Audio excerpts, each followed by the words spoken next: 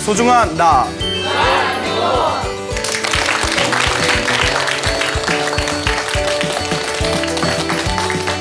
예, 안녕하세요. 예, 광호 스님입니다. 예, 그 부처님 당시에 어느 젊은이가 살고 있었습니다. 이 젊은이가 부처님의 법문을 듣고 너무 감동을 받아서 출가를 하게 됩니다. 예, 이제 머리를 깎고 출가를 했는데 이제 많은 사람들이 그 스님을 띠싸 스님이라고 불렀답니다. 띠싸, 예, 띠싸 스님. 이름이 띠싸예요.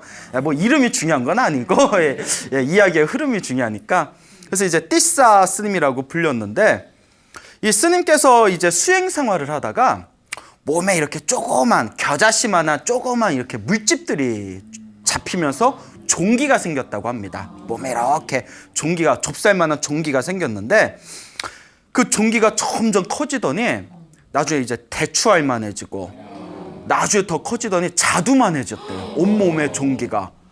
근데 그 자둠처럼 그 시뻘겋게 이게 부풀어 오르다가 이렇게 퍽 하고 다 터져가지고 그 온몸이 다 피고름으로 이제 완전히 젖어버리게 되고 그리고 설상가상으로 온몸의 뼈가 다 풀려버렸답니다.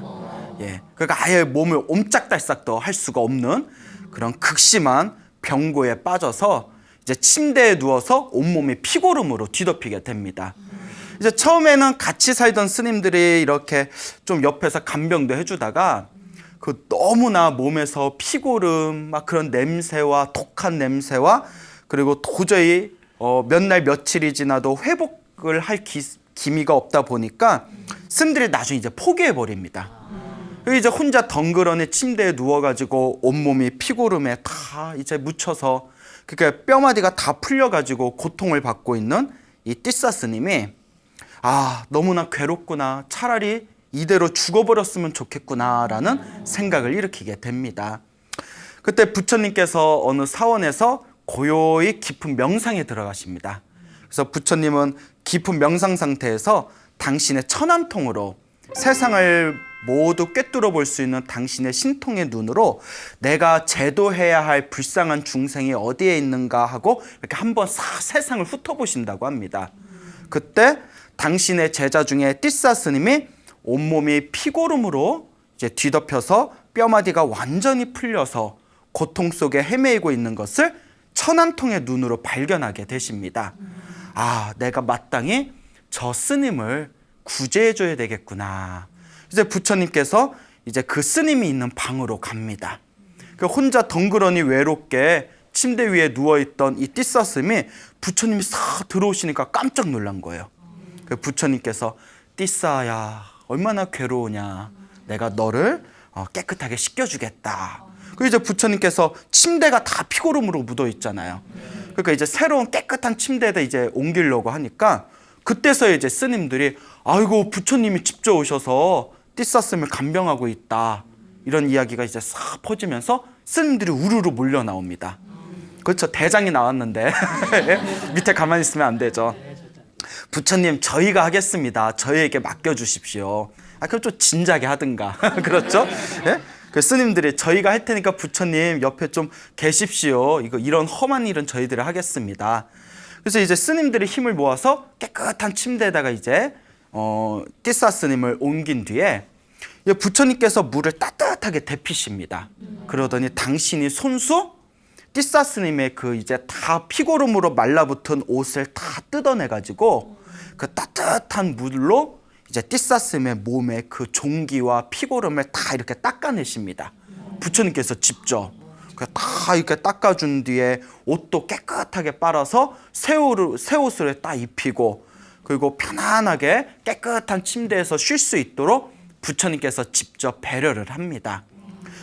띠싸 스님이 마음에 잔잔한 감동을 느끼면서 그렇지 않습니까? 우리에게 있어서는 절대적인 교주이신 부처님께서 직접 나타나셔서 내 몸의 더러운 부분을 다 닦아주시고 옆에서 간병해 주시니까 마음에 얼마나 의지가 되고 감동이 느껴지겠죠. 그러니까 이 띠싸 스님이 고요하고 편안한 마음으로 침대에 이렇게 누워있게 됩니다. 그때 부처님께서 편안하고 안정된 마음을 갖게 된 띠사스님의 얼굴을 보고는 내가 지금 법을 설하면 저희가 깨달음을 얻겠구나라는 것을 직감하게 되십니다. 그 부처님께서 그 편안하게 누워있는 띠사스님에게 자상한 목소리로 설법을 해주십니다.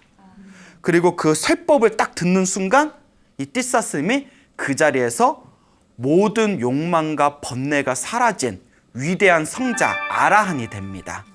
완전한 깨달음을 얻은 성자 아라한이 딱 되면서 그 자리에서 숨이 딱 끊깁니다. 근데 이미 아라한이 되었기 때문에 태어나고 죽고 태어나고 죽는 삶과 죽음의 윤회에서 완전히 벗어나서 영원한 자유인이 된 것이죠. 그래서 저희 불교에서는 깨달음을 얻으신 분이 세상을 떠나시면 저희 불교에서는 열반에 드셨다라고 표현을 합니다. 열반에 드셨다. 열반이라는 것은 삶과 죽음의 윤회를 벗어난 진리의 세계를 열반이라고 합니다. 이제 제자들이 이제 화장을 다 마치고 나서 부처님께 질문을 던집니다. 거룩하신 부처님이시여, 저 띠사스님은 참으로 젊은 나이에 출가를 했음에도 불구하고 저렇게 큰 병에 걸려서 고통을 받다가 죽게 되었습니다. 그런데 부처님, 저 띠사스님은 과연 어디에 태어났겠습니까? 라고 질문을 던지죠. 그때 부처님께서 띠사스님은 죽기 직전에 부처님의 설법을 듣고 그 자리에서 아라한이 되었다. 그러므로 지금 저 진리의 세계 열반에 드셨다라고 표현을 합니다. 그 제자들이 깜짝 놀란 거예요. 아니, 그렇게 몸이 아파서 고통 속에 신음을 하고 있던 띠사스님이 언제 깨달음을 얻었단 말인가. 깜짝 놀라면서 제자들이 부처님께 질문을 던집니다. 거룩하신 세존이시여, 부처님이시여, 이번 생에 사람으로 태어나서 깨달음을 얻은 아라한이 된다는 것은 너무나 위대하고도 어려운 일입니다. 그런데 이번 생에 아라한이 될 정도로 뛰어난 자질을 갖췄던 띠사스님이 왜 저렇게 무서운 병에 걸렸던 것입니까? 왜 몸에 피고름이 나고 몸이 다 썩어갈 정도의 저렇게 큰 병에 걸린 겁니까? 그리고 뼈마디가 다 풀려가지고 몸도 전혀 움직이지 못한 채 왜 저런 고통을 당해야만 했습니까? 라고 질문을 던집니다.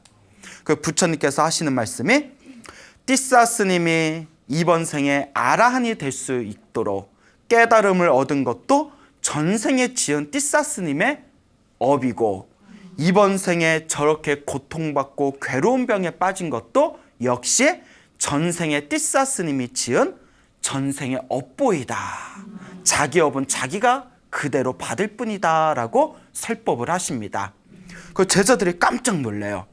아니, 도대체 구체적으로 전생에 어떤 업을 지었길래 이번 생에 깨달음을 얻으면서도 이번 생에 저렇게 고통받는 병에 걸리게 된 것입니까? 부처님, 저희들이 자세히 듣고 싶습니다 라고 질문을 던집니다. 그 부처님께서 그래, 내가 자세히 너희들에게 설법을 해줄 테니, 그 인과 업보에 대해서 말해줄 테니 너희들은 귀를 기울여서 자세히 듣도록 해라 라는 내용이 펼쳐지게 됩니다. 부처님께서 띠사스님의 전생에 대해서 말씀을 해주십니다. 띠사스님은 전생에 석가모니 부처님이 세상에 출현하기 이전에 가섭부처님 시대 때 살고 있던 남자였다고 합니다. 우리 불교에서는 과거에도 수많은 부처님이 출현하셨고 미래에도 수많은 부처님이 출현하셔서 중생을 제도한다고 합니다. 그래서 석가모니 부처님이 가시고 먼 미래 세상에 오실 부처님을 미륵불이라고 부르죠. 다 들어보셨죠? 예, 그 옛날 왕건이란 드라마 보면 내가 미륵이야 막 이런 거 나오지 않습니까? 그리고 석가모니 부처님 바로 전에 오셨던 부처님이 바로 어느 부처님이시다? 가섭부처님이십니다. 가섭불이라고 불리게 되죠. 이 가섭부처님 시대 때 띠사스님이 새를 잡는 들새 사냥꾼이었다고 합니다. 새를 잡는 사냥꾼이었는데 기가 막히게 새를 잘 잡았다고 합니다.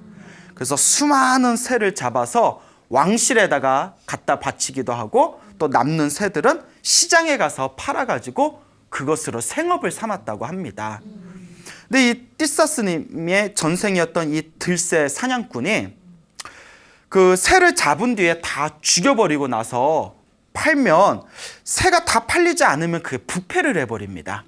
빨리 썩어버리니까 그 이분이 그럼 어떻게 보관을 해야 될까?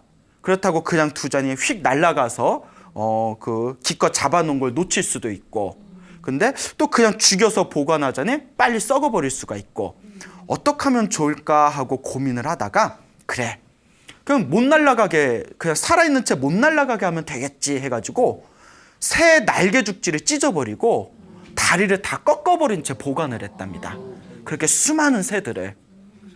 자, 그렇게 이제 살아있는 새의 날개를 찢어버리고 다리를 다 꺾어버리고 창고에다 보관을 하니까 새들이 얼마나 고통스러웠겠습니까? 그렇게 오랫동안 그 수많은 새들을 사냥해서 그 바깥에 시장에 팔기 위해서 살아있는 채 보관하기 위해 날개 죽지를 다 찢어버리고 다리를 꺾은 채 수많은 새들을 보관을 하게 되는 것이죠. 그러다가 이 띠사 스님의 전생이었던 이 들새 사냥꾼이 그 가끔씩 배가 고플 때마다 자기가 잡았던 새를 가지고 이렇게 요리를 해서 먹고는 했다고 합니다. 하루는 이제 새를 다 팔고 나서 몇 개 남은 새들을 가지고 맛있게 요리를 해서 막 식사를 하려던 차에 그때 어느 스님께서 탁발을 위해 그 집에 찾아옵니다. 그러니까 어느 스님이 이렇게 탁발하려고 딱 찾아오셨는데 그 스님이 아라한이었던 거예요. 가섭부처님 시대 때 깨달음을 얻었던 아라한이셨는데, 이때 그 들새 사냥꾼이 그 아라한 스님이 딱 탁발 오신 모습을 보니까 너무나 그 스님이 고귀하고 맑고 깨끗하게 보이는 겁니다. 그러니까 비록 자기가 살생을 하는 사냥꾼의 입장이지만 그 아라한 스님의 모습을 보면서 마음의 잔잔한 평온과 안정과 감동을 느끼게 됩니다. 그때 이 들새 사냥꾼, 정확히 말하면 띠사 스님의 전생이죠. 이 들새 사냥꾼이 문득 이런 생각을 합니다. 나는 지금까지 수많은 생명들을 죽이면서도 아직까지 복이라든가 선업이라든가 공덕을 짓지 못했다. 근데 저기에 굉장히 수행이 깊어 보이는 스님이 탁발을 오셨으니 오늘은 내가 공덕을 좀 짓자. 그러면서 자기가 먹고자 하던 그 요리를 스님에게 다 갖다 드립니다. 스님, 제가 먹으려고 준비한 요리인데 이걸 공양 올리겠습니다 하고 다 공양을 올린 뒤에 그 자리에서 스님께 삼배를 올립니다. 예, 다 절 삼배를 올린 뒤에 다음과 같이 발언합니다. 거룩하신 스님이시여, 보잘것없더라도 제가 이 공양을 믿음으로써 스님에게 바치나니 이 공양의 공덕이 있다면 저도 미래 세상에 스님과 같이 위대한 깨달음을 얻은 성자가 되게 해주십시오라고 발언을 세웁니다. 그때 스님께서 다 공양을 받으시면서 그 발언을 딱 듣고 이 공양의 공덕으로 그대의 뜻과 같이 이루어지리라 라고 축원을 해줬다고 합니다. 부처님께서 이 전생 인연담을 다 설하시면서 다음과 같이 이야기하십니다.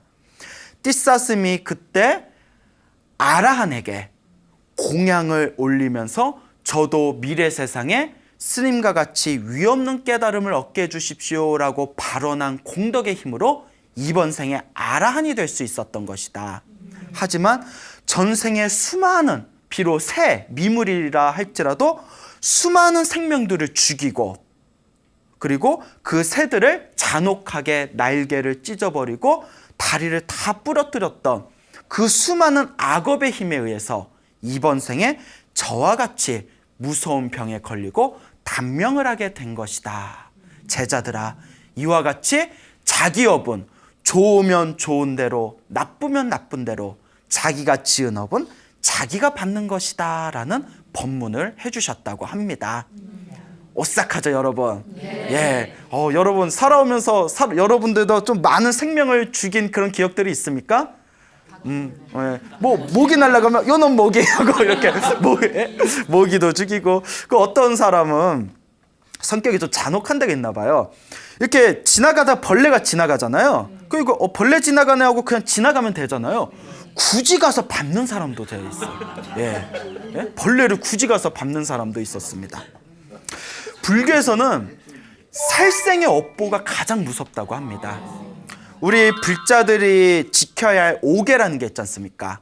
살생하지 말라, 도둑질하지 말라, 음행, 사음, 삿된 음행을 하지 말라, 거짓말하지 말라, 술을 포함해서 정신을 흐리게 하는 물질을 멀리해라 라는 5가지 계율이 있습니다.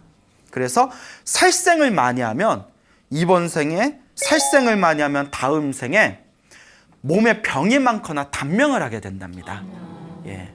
그리고 도둑질을 하며 남이 주지 않는 것을 훔치거나 남이 주지 않는 것을 몰래 자기가 챙기거나 하면 다음 생에 가난한 과보를 얻게 된다고 합니다. 그리고 사음, 삿된 음행, 불교에서 말하는 삿된 음행은 이제 내 배우자 외에 바람을 피는 걸 뜻하는 겁니다. 내 배우자 외에 다른 사람과 바람을 피게 되면 태어날 때마다 좋지 못한 가족들을 만나게 된다고 합니다. 예, 콩가루 집안이라고 하죠. 거짓말을 많이 하게 되면 사람으로 태어나도 항상 사람들에게 믿음을 받지 못하고 따돌림이나 왕따를 당하게 된다고 합니다. 사람들을 속였던 과보의 그 힘이죠. 그 다음에 술을 포함해서 정신을 흐리게 하는 물질을 가까이 하면 사람으로 태어나도 머리가 우둔하다고 합니다. 예. 이 살도 음망주, 살생하지 말라, 도둑질하지 말라, 삿된 음행을 하지 말라, 거짓말하지 말라, 정신을 흐리게 하는 물질을 가까이 하지 말라라는 이 5가지 계율 중에서 살생의 업보가 가장 무섭다고 합니다. 그래서 살아있는 생명을 많이 죽이는 살생의 업보를 많이 지으면 다음 생에 태어날 때 지옥에 떨어지게 되고, 혹 지옥의 고통을 면한다 하더라도 축생, 짐승으로 태어나서 서로가 서로를 먹고 먹히는 관계가 된다고 합니다. 그리고 지옥이나 짐승으로 태어나는 업을 피했다 하더라도 인간으로 태어나서도 항상 몸에 병이 많거나 혹은 갑작스런 단명을 하게 된다고 합니다. 그러니까 우리 주변에 보면 굉장히 착하게, 굉장히 성실하게 살았던 사람임에도 갑자기 단명하는 경우가 있습니다. 야, 누구 아들이 죽었대. 아니, 걔 그렇게 착한 애가 어째 그렇게 빨리 갔대? 참 하늘도 무심하시지? 근데 불교적인 관점에서 보면 이번 생에 착하게 산 것은 다음 생에 받듯이 이번 생에 착하게 살았음에도 단명한 건 역시 전생의 업보가 남아있기 때문이라고 합니다. 이렇게 살생의 업보가 무겁습니다. 그 살생의 업을 많이 지어서 이번 생에 괴로움을 당하는 그런 중생들의 이야기가 우리 불교에 굉장히 많은 설화들이 내려오고 있습니다. 그 예전 중국 강소성에 어느 농사꾼이 살고 있었다고 합니다. 농부가 살고 있었는데 성격이 조금 포악했다고 합니다. 아까 얘기한 것처럼 괜히 벌레가 지나가면 가서 그냥 한번 꾹 밟고, 예.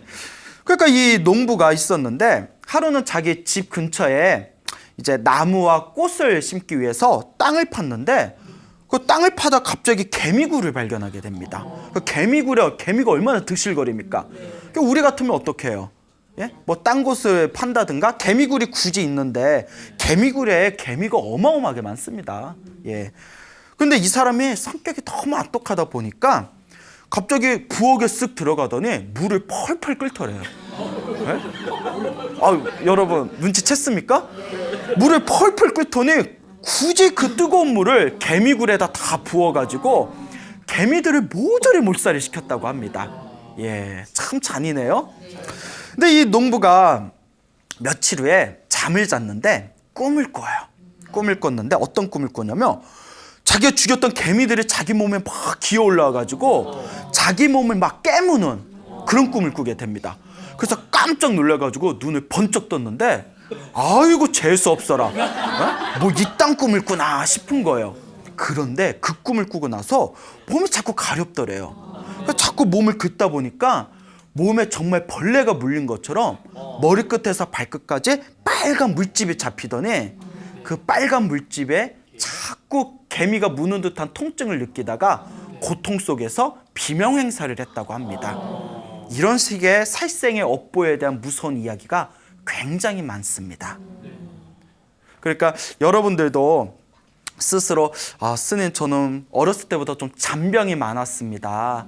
또 뭐 여러분들 주변에 스님 제 아시는 분이 있는데 그분은 매일매일 병이 끊일 새가 없습니다 라는 그런 분들이 있다면 한번 내가 전생에 살아있는 생명을 많이 죽인 살생의 업보가 좀 있지 않나, 그런 걸 한번 불교적인 관점에서 고민해 볼 필요가 있습니다.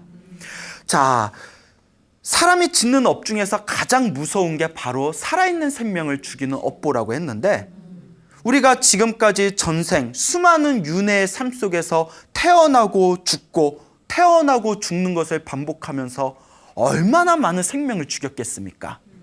그럼 우리는 어떻게 해야 이 업보를 풀어낼 수 있을 것인가?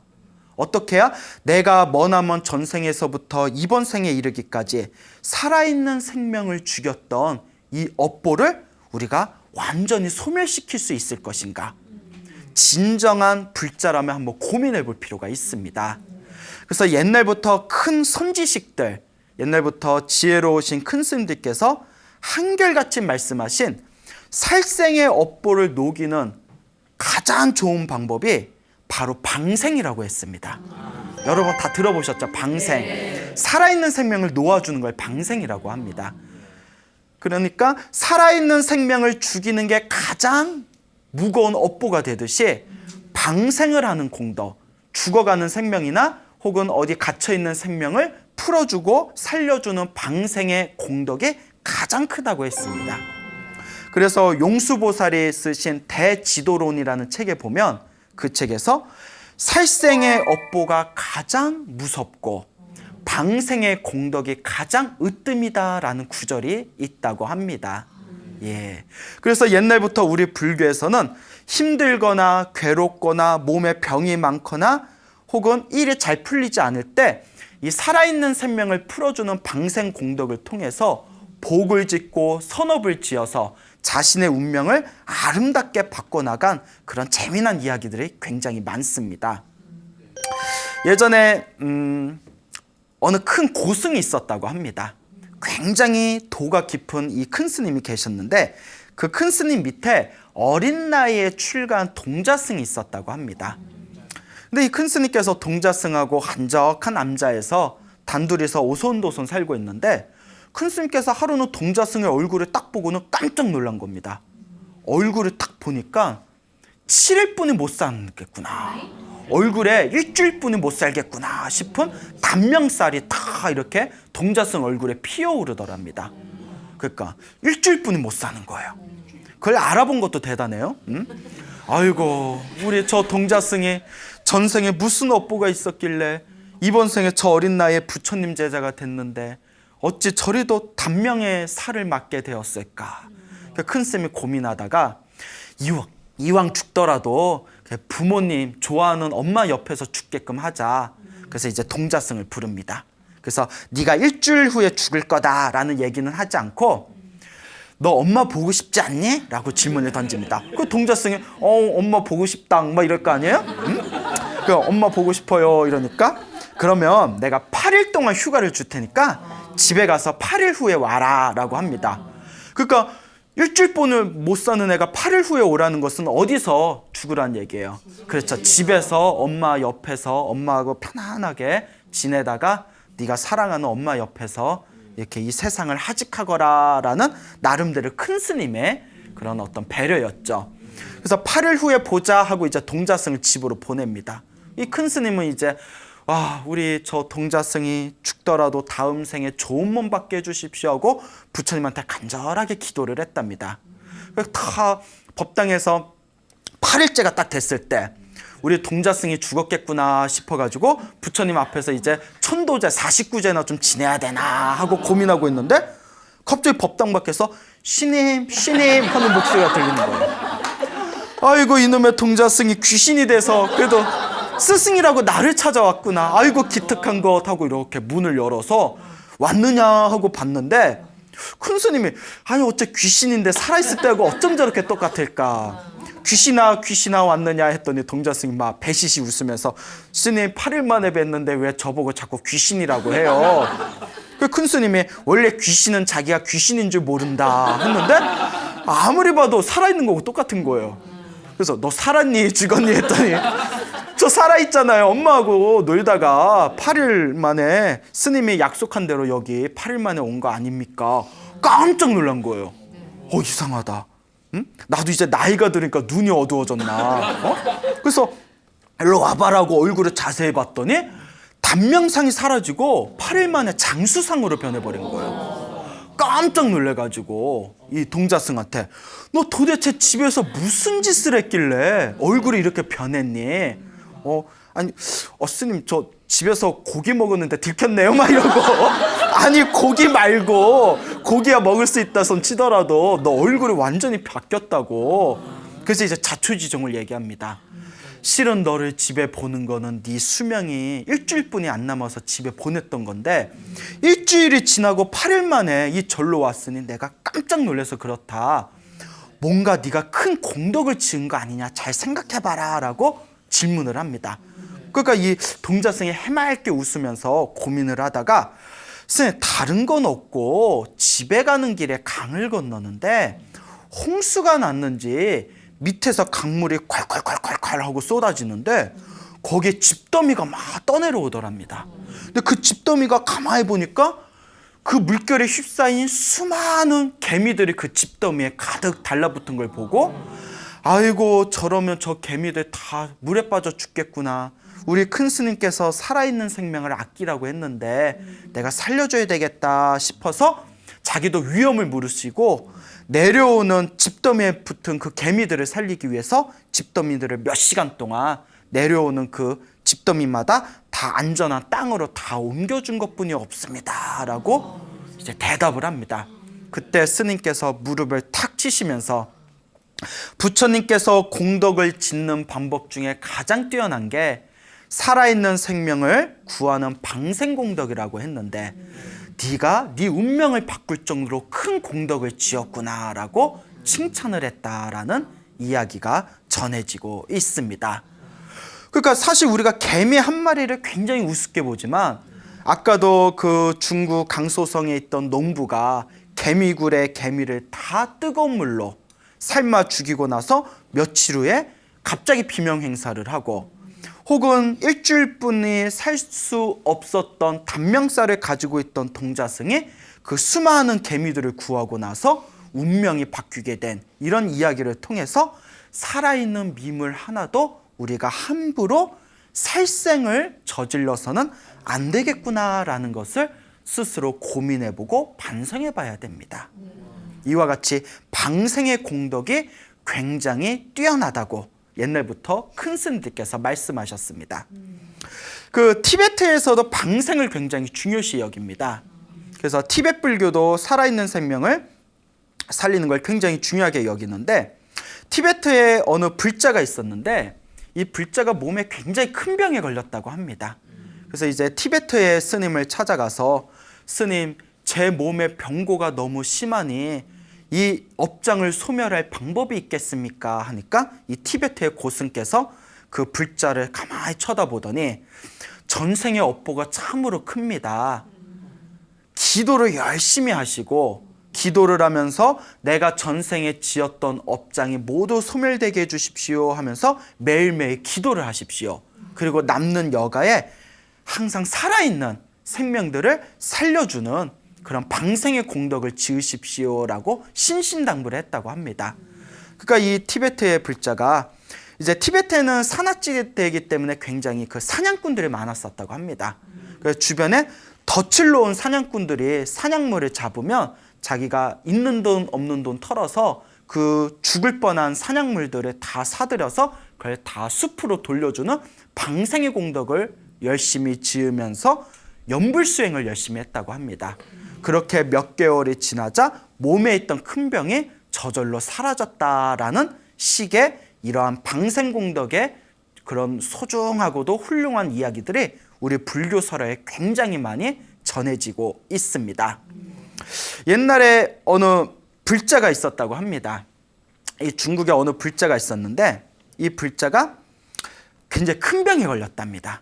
그 죽을 병에 걸리고 나서 내가 전생에 업보가 두꺼워서 이렇게 큰 병에 걸렸나 보다. 그렇지만 관세음보살님이 분명히 나를 제도해 주실 것이다. 열심히 관세음보살 기도를 했답니다. 관세음보살, 관세음보살, 관세음보살. 아침에 눈 뜨면 저녁에 잠들 때까지 계속 관세음보살을 불렀다고 합니다. 열심히 기도를 하고 몇 날 며칠이 지난 뒤에 꿈에 관세음보살이 나타났대요. 관세음보살이 펑 하고 나타나더니 불자여 어찌하여 나를 그토록 간절하게 부르느냐. 그 꿈속에서도 관세음보살이 딱 나타나셔서 질문을 던지니까 꿈속에서 떨리는 목소리로 관세음보살님, 제가 몸에 너무나 큰 병에 걸렸는데 이대로 죽기에는 너무나 아깝습니다. 부디 저에게 가피를 내려주셔서 이 병이 사라지게 해주십시오 하니까 관세음보살님이 탁 쳐다보시더니 그대가 지은 전생의 살생의 업보가 너무 두꺼워서 관세음보살인 나로서도 그대를 구할 길이 없구나 이러는 거예요. 영험 없어 왜? 관세음보살님이 안 되는 게 어딨다고? 근데 관세음보살님이 딱 꿈에서 그렇게 얘기를 해요. 그러면 어떻게 하면 되겠습니까? 관세음보살님만 믿고 있었는데 이러면 나 어떡합니까? 그 관세음보살님이 하시는 말씀이 살생의 업보를 녹여야 된다. 그러니 1만 마리의 물고기를 방생하라. 1만 마리 물고기를 방생하며 그대가 살생의 업보가 녹아내려갈 것이다. 그 꿈에서 딱 깼는데 꿈이 범상치가 않은 거예요. 그 1만 마리의 물고기, 말이 1만 마리지. 그리고 자기가 계산을 해봤더니 어부한테 물고기 1만 마리 살려면 폐가 망신하게 생겼어요. 돈도 없어 죽겠는데 1만 마리를 무슨 횟집 할 것도 아니고. 예? 고민하다가 큰 스님을 찾아갔답니다. 스님, 제가 꿈에서 관세음보살을 만났는데 네가 살생의 업보가 두꺼우니 네가 생명을 살리고 싶거든 1만 마리의 물고기를 방생하라 라는 얘기를 들었는데 죽었다 깨나도 1만 마리를 어디서 구합니까? 하니까 큰 스님께서 다 미소를 지으시면서 방법이 있어 이러는 거예요. 무슨 방법입니까? 하니까 큰 스님이 하시는 얘기가 지금 잉어 산란철이니까 지금 가면 알벤 잉어들이 있을 것이다. 잉어가 한 번 알을 낳으면 어마어마하게 많이 그 알을 쏟아내지 않습니까? 알벤 잉어를 몇백 마리만이라도 방생을 하면 그게 다 알까지 세면 1만 마리는 좋게 될 것이다.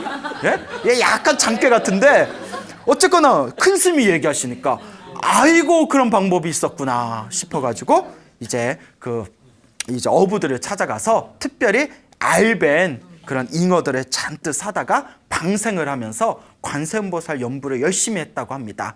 그랬더니 아니나 다를까 병이 나아요, 안 나아요? 예, 만약에 안 났어요 하면 이야기가 여태껏 이어질 수가 없었겠죠. 예, 그렇게 병이 말끔하게 사라졌다라는 그런 설화가 중국에서부터 전해지고 있습니다. 그래서 이런 이야기 때문에 그런지 몰라도 가끔 큰 스님들 방생 법문하실 때 그 방생을 할 때 알이벤 물고기를 방생하면 공덕이 몇 배 더 커진다라는 그런 법문을 가끔씩 하시는 큰 스님들의 이야기를 들었던 적이 있습니다. 이와 같이 방생의 공덕은 굉장히 강력합니다. 예전에 우리 한국에 대구 아시죠? 대구. 네. 예, 저기 대구에 어느 독실한 보살님이 계셨대요.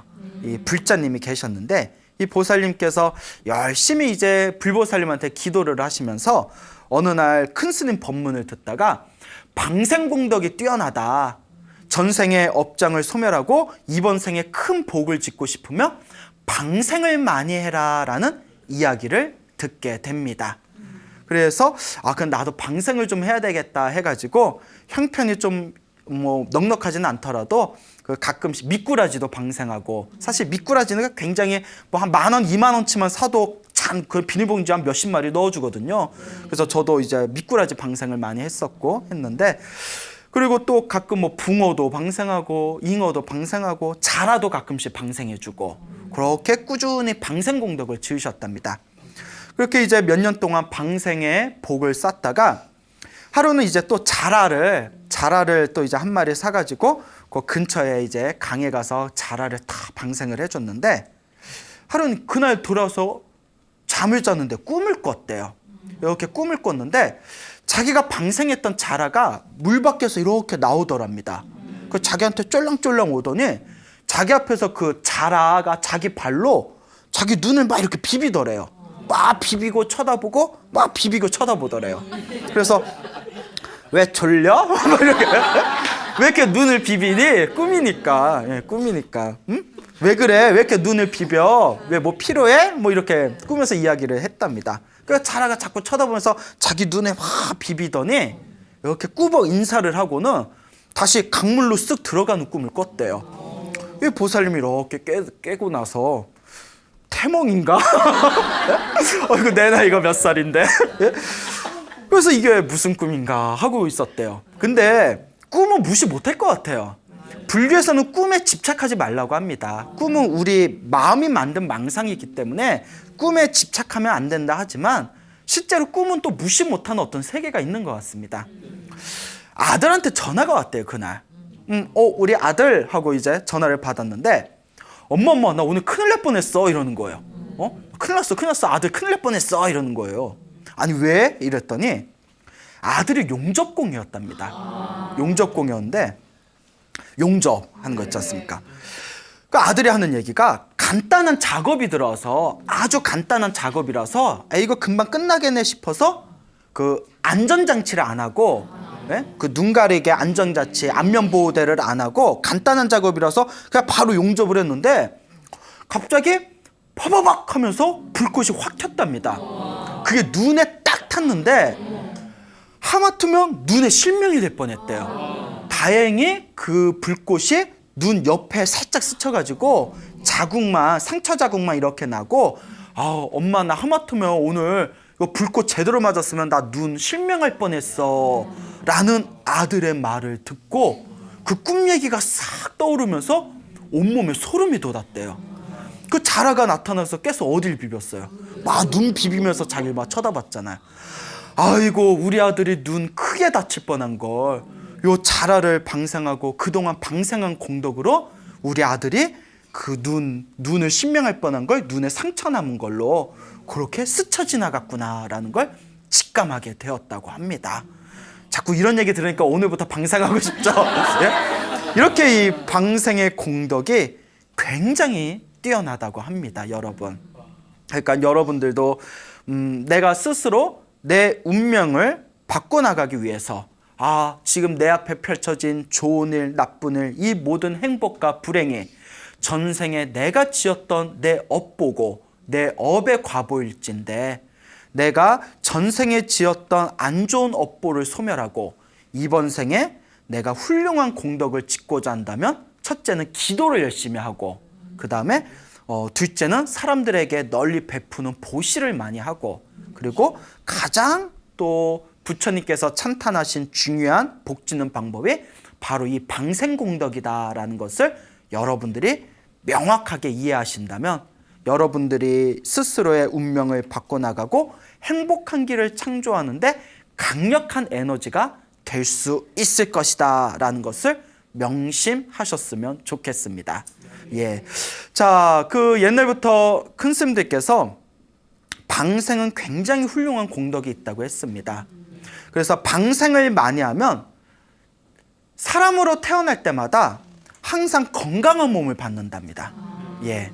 그리고 방생을 많이 하면 그리고 항상 장수를 하게 해야 된다고 합니다. 오래 살게 된대요. 건강하고 오래 산다는 게 굉장히 중요하지 않습니까? 네. 그리고 방생을 많이 하면 전쟁이 없는 곳에 항상 태어난대요. 여러분 전쟁이 있는 곳에 태어난다는 거는 엄청난 괴로움입니다.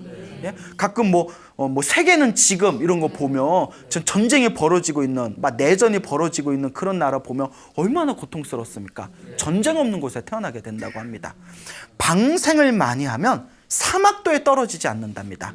사막도는 이제 지옥 그리고 악귀, 축생 이 세 가지의 괴로운 세계를 뜻합니다. 그 방생을 많이 하면 태어날 때마다 항상 사람들에게 인기를 얻는답니다. 그리고 방생을 많이 하면 무슨 일을 하든 일이 잘 풀린다고 합니다. 이렇게 방생의 공덕이 훌륭하니 우리 불제자들이 어찌 방생을 안 할 수가 있겠습니까? 옛날에 그 부처님의 수제자 중에 안한이라는 스님이 있었습니다. 이 안한 스님이 마을에 탁발을 가면 항상 음식물을 가득 얻어오셨대요. 근데 신기한 게 아무로 먹고 살기 힘든 흉년에도 아난 스님의 그 탁발하는 발이 때는 음식이 끊이지 않았다고 합니다. 그래서 사람들이 신기해하는 거예요. 아니, 아난 스님은 전생에 어떤 공덕을 지었길래 저렇게 아무리 흉년에도 탁발을 나가시면 저렇게 쌀을 잔뜩 얻어오시는 걸까? 다들 신기해하니까 부처님께서 다음과 같이 말씀하십니다. 아난 스님은 머나먼 전생에 방생을 많이 했다. 살아있는 생명 방생을 많이 했는데 그 방생을 했던 그 미물들이 지금 다 사람 몸으로 태어났다. 그래서 아난 스님을 보면 자기를 전생에 방생해줬던 스님이었기 때문에 괜히 그 스님을 보면 반갑고 좋고 은혜를 갖고 싶은 마음에 자꾸 공양을 베푸는 것이다. 이와 같이 방생의 공덕은 뛰어나다라고 부처님께서 말씀하셨다고 합니다. 그래서 제 주변에도 스님, 제가 좀 집안의 일이 잘 안 풀립니다. 제가 좀 안 좋은 일들이 많습니다. 라고 상담하시는 분들한테 제가 항상 강조하는 게 일단 기도를 많이 해라. 그리고 기도하는 여가에 한 달에 한 번이든 두 번이든 남는 여가에 주말에 그렇게 뭐 미꾸라지라도 한 이렇게 뭐 10,000원, 20,000원치라도 사서 그렇게 어디 저수지나 강에 가서 그 미꾸라지를 위해서 연부를 해주면서 반야심경이라도 한 편 읽어주고 연부를 하면서 그걸 자꾸 방생을 해줘라.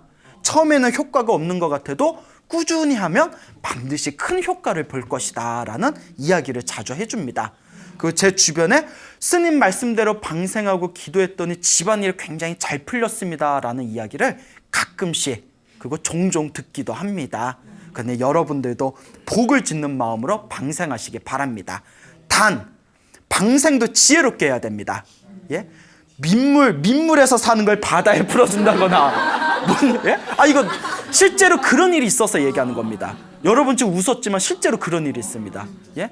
민물에 사는 걸 바다에 풀어준다거나 무슨 베스, 뭐 황소개구리, 뭐 이런 외래 어종을 풀어줘서 우리나라의 생태계를 교란시킨다거나 이러면 오히려 공덕이 깎일 수도 있습니다. 그러니까 방생도 내가 이걸 방생해도 되는지 안 되는지 지혜롭게 방생하는 게 올바로 공덕을 짓는 방법입니다. 그러니 여러분 지혜로운 방법으로 기도하시고 방생을 해보시기 바랍니다.